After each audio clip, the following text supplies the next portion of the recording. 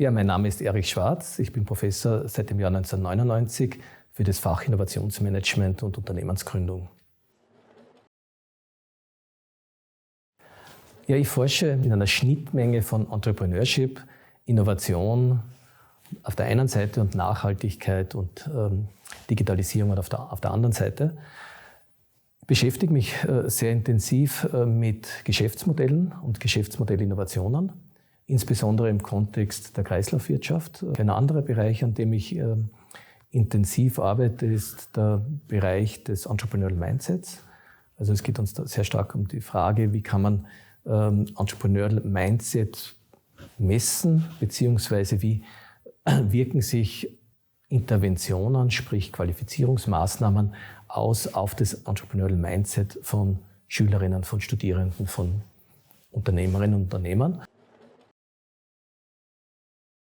Nämlich auf der einen Seite der Übergang von einer linearen in eine Kreislaufwirtschaft ist natürlich relevant für, würde ich meinen, für die gesamte Wirtschaft und für die Gesellschaft.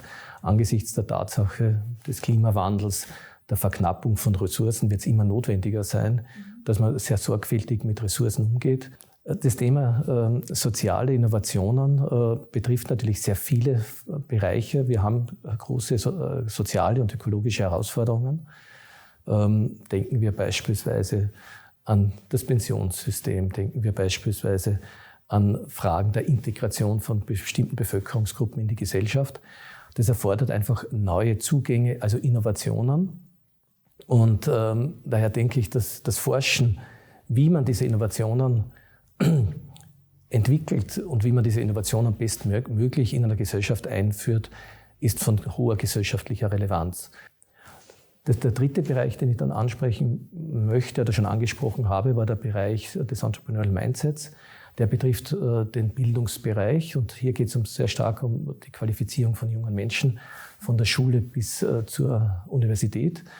Und das hat natürlich eine hohe gesellschaftliche Relevanz. Gut ausgebildete Menschen in einer Gesellschaft sind ein Garant dafür, dass es auch einer Gesellschaft langfristig besser geht.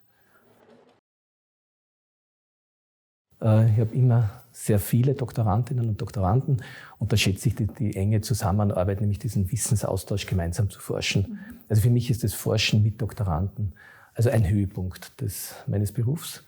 Bei den Masterstudierenden schätze ich besonders, wenn wir gemeinsam in den Diskurs eintreten können. Da sind sie schon so weit, dass sie dann auch die Diskussionsfreudigkeit haben. Und bei den Bachelorstudierenden ist es ja noch eher so diese klassische Situation, dass sie auf der einen Seite im Hörsaal sitzen und auf der anderen Seite sind die Lehrenden. Und da schätze ich besonders, wenn sie ihre Ideen mit einbringen, wenn sie den Mut haben, sich aktiv in die Diskussion einbringen. Und was ich auch sehr schätze, ist, wenn sie kritisch sind. Also das ist mir eigentlich das Wichtigste, dass sie Dinge, die sie auch an der Universität hören, kritisch hinterfragen.